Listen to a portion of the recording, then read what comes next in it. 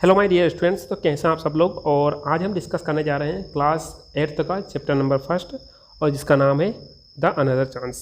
ठीक है, another means अन्य, चांस मीन्स मौका। ठीक है, यानी कि दूसरा मौका। ठीक है, तो चलिए शुरुआत करते हैं हम आज के इस चैप्टर की।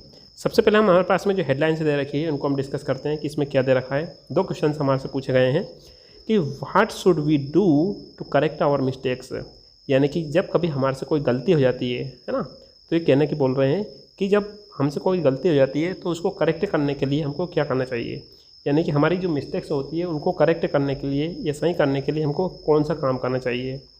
What should we do to change our failure into success, यानी कि हमको कौन सा ऐसा काम करना चाहिए जिससे हमारी जो फेलर हो चुके हैं, हम जिस काम में फेल हो चुके हैं उसमें हम फिर से सक्सेस हो सकते हैं।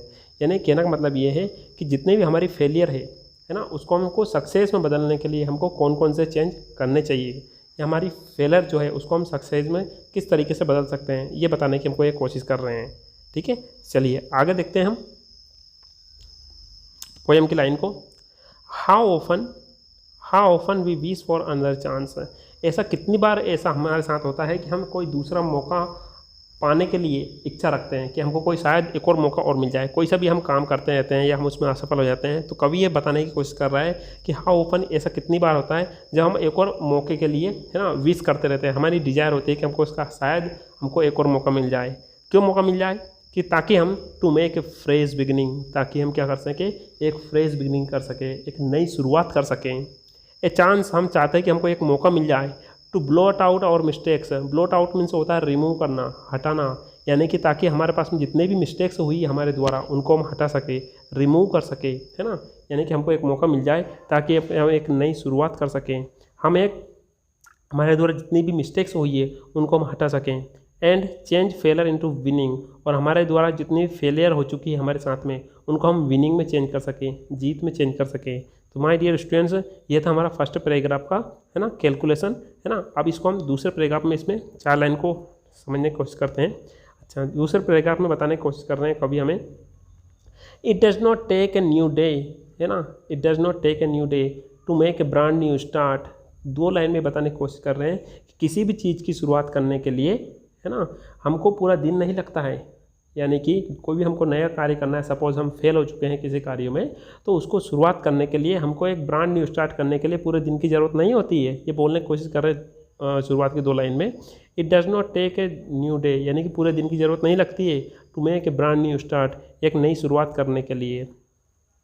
It only takes a deep desire, इसको शुरुआत करने के लिए एक गहरी डिज़ायर की ज़रूरत होती है, एक गहरी इच्छा की ज़रूरत होती है, एक गहरी भावना की ज़रूरत होती है। To try with all our heart, ताकि जो भी काम हम करना चाहें उसको हमारे पूरे हृदय से मेहनत करके शुरुआत करना चाहें। यानी to try with all our heart, यानी हमारे हृदय से उसके लिए प्रयास करें ताकि हम उसमें कुछ हासिल कर सकें। तो इसमें बताने की कोशिश कर रहे हैं कि किसी भी काम को शुरुआत करने के लिए पूरे दिन की ज़रूरत नहीं होती है ना। ये बताने की कोशिश कर रहे हैं, it does not take a new day to make a brand new start, यानी कि किसी भी काम को शुरुआत करने के लिए पूरे दिन की ज़रूरत नहीं होती है, केवल उसके लिए एक डीप डिज़ायर की ज़रूरत होती है। To try with all our heart, ताकि जब भी हम कार्य को शुरुआत करें तो उसमें क्या करें, हमारे पूरे हृदय से, है ना, पूरे दिल से उसमें प्रयास करें। अच्छा, इसका परिणाम क्या होता है कि हम ऐसा करते हैं, इस टाइप से करते हैं तो हमारी लाइफ में क्या इम्पैक्ट पड़ता है, ये इन 4 लाइनों में बताया गया है। नेक्स्ट 4 लाइनों में कि यदि हम ऐसा करते हैं, फिर से शुरुआत करते हैं, तो हम क्या क्या उसके परिणाम हो सकते हैं, ये 4 अन्य लाइनों में बताने की कोशिश कर रहे हैं। To live a little better ना, कवि बताने की कोशिश कर रहे हैं यदि हम ऐसा करेंगे तो हम इससे जो पहले की तुलना में रह रहे थे उससे कुछ अच्छी तुलना में रहना शुरू कर देंगे। To live a little better, यानी कुछ अच्छा जीने के लिए हम नई शुरुआत करेंगे। To live a little better, यानी कि हम कुछ अच्छा जिएंगे, कुछ अच्छी लाइफ का स्टैंडर्ड ऊंचा लेवल लेकर के जाएंगे, उसके लिए नई शुरुआत करेंगे। टू बी ऑलवेज फॉरगिविंग, है ना, हम शुरुआत किसके लिए करेंगे, टू बी ऑलवेज फॉरगिविंग, हमेशा दयालु रहने के लिए शुरुआत करेंगे ताकि हम दूसरों के प्रति काइंड हार्टेड रह सकें, दयालु रह सकें। And to add a little sunshine, यहाँ पर बताया गया है कि एक थोड़ा सा प्रकाश डालने के लिए शुरुआत करेंगे। अब यहाँ पर लिटिल सनशाइन का मतलब ये नहीं होता है कि हम जो सूर्य का प्रकाश जो होता है उसको ऐड करें, यानी कि हमारी लाइफ में हम एक लिटिल सनशाइन को ऐड कर सकते हैं, जोड़ सकते हैं, उसके लिए हम न्यू शुरुआत कर सकते हैं। ठीक है, चलिए।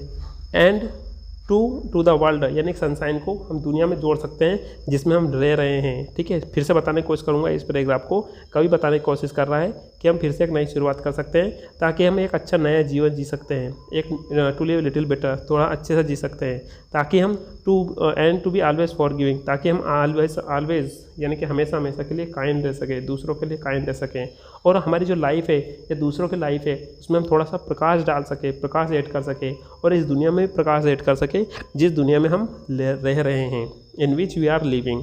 ठीक है, चलिए नेक्स्ट चलते हैं। So never give up in despair. तो आप ये बोलने की कोशिश कर रहे हैं कि डिस्पेयर मीन्स क्या होता है, डिस्पेयर मीन्स निराशा, गिव अप मीन्स होता है आशा छोड़ देना, नेवर मीन्स कभी नहीं। तो ये कवि बोलने की कोशिश कर रहे हैं, इसके जो पॉइंट है वो बोलने की कोशिश कर रहे हैं कि कभी भी डिस्पेयर में आप निराशा ना छोड़ें, यानी कि डिस्पेयर आती है आपके पास में तो कभी भी निराशा ना छोड़ें। एंड थिंक, और सोचें यू आर थोरो।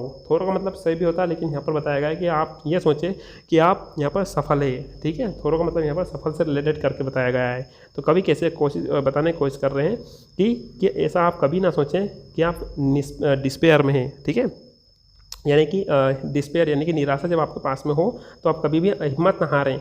और एंड थिंक यू आर थोरो, और ये आप हमेशा ये सोचें कि आप हमेशा सक्सेसफुल है। फॉर, क्योंकि there is always a tomorrow, क्योंकि हमेशा ऑलवेज, क्योंकि आने वाला एक कल, ऑलवेज ए टुमारो, क्योंकि हमेशा एक कल होता है, यानी कि आने वाला कल होता है। And the hope for starting a new, तो ये बताने की कोशिश कर रहे हैं क्योंकि आज निकल गया तो हमारे पास में शुरुआत करने के लिए फिर से कल होता है। And the hope of starting a new, और हमारे पास में एक नई शुरुआत करने के लिए एक नई आशा भी होती है कि माना कि आज हम असफल हो चुके हैं तो कल हम उसमें फिर से शुरुआत कर सकते हैं। ठीक है, क्योंकि हमेशा एक आने वाला कल होता है और उस कल में हम एक आशा के साथ साथ एक नई शुरुआत कर सकते हैं। सो माय डियर स्टूडेंट्स, तो ये थी हमारी पोएम, और जो ये पोएम थी ये किसके द्वारा लिखी गई थी, हेलन स्टेनर राइस के द्वारा लिखी गई थी। आशा करता हूँ आपको ये पोएम अच्छे से समझ में आई होगी और आपने इसको समझने की कोशिश की होगी। आने वाले वीडियोज़ में हम चैप्टर नंबर 2 को करने की कोशिश करेंगे, और मुझे कमेंट करके जरूर बताइएगा कि आप वीडियो कहाँ से देख रहे हैं, और वीडियो को अपने दोस्तों के साथ शेयर जरूर कीजिएगा और सब्सक्राइब जरूर कीजिएगा, ताकि मेरे को एक मोटिवेशन मिल सके, ताकि मैं बढ़िया से बढ़िया कंटेंट आपको प्रोवाइड करने की कोशिश करूँ। मिलते हैं एक नए वीडियो में, till then have a nice day.